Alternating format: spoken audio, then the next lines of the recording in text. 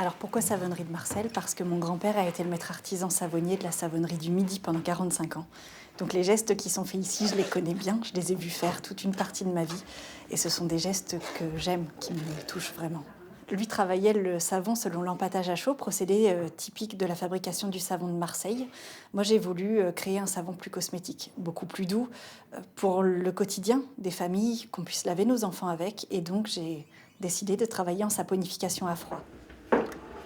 Tout commence ici. Tous les matins, à 6 heures, on vient peser chacune des huiles qui entrent dans la composition de nos savons.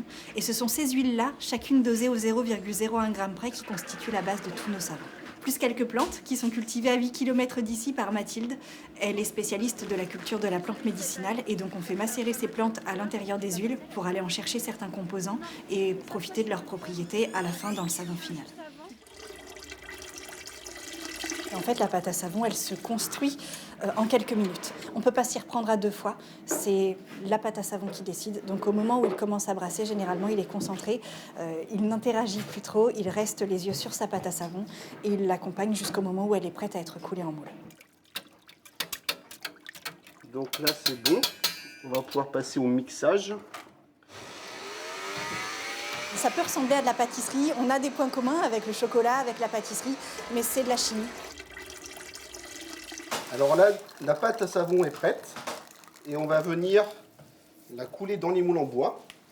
Alors là, nous avons donc du lait d'avoine et de l'huile essentielle d'orange, de cannelle, de fleur d'ylang-ylang. La fleur d'ylang-ylang, c'est une fleur qui se rapproche de la vanille. Donc c'est la réaction chimique qui va faire chauffer la pâte. Elle était à peu près à 40 degrés. Elle va monter vers 60-70 degrés. L'opération est terminée donc, pour le premier fût. Donc, sur un fût, nous faisons 5 moules, ce qui correspond à 150 savons. Et par jour, on fait 4 fûts, donc 600 savons par jour.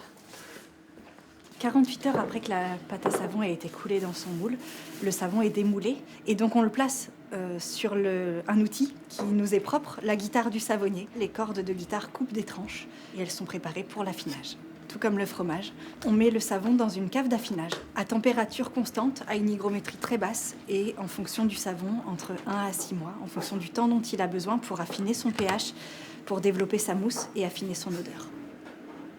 Je t'amène la fameuse argile saline de Millac. Ce qui est bien avec ton argile, c'est qu'il n'y a jamais de grains. Elle est déjà douce sous sa forme brute, mais dans le savon, c'est exceptionnel. Tu sais qu'on a eu de super résultats sur un enfant. La semaine dernière, on a eu le retour des parents, 10 ans, du psoriasis sur toutes les articulations. Il en souffrait beaucoup. Et ça fait 1 mois qu'il est au petit mousse et ça va beaucoup mieux. Je lui demanderai du coup On a ici de bonnes argiles, des plantes incroyables. On a la carotte qui est cultivée en très local. On a du lait de chèvre juste à côté d'un élevage qui est magnifique.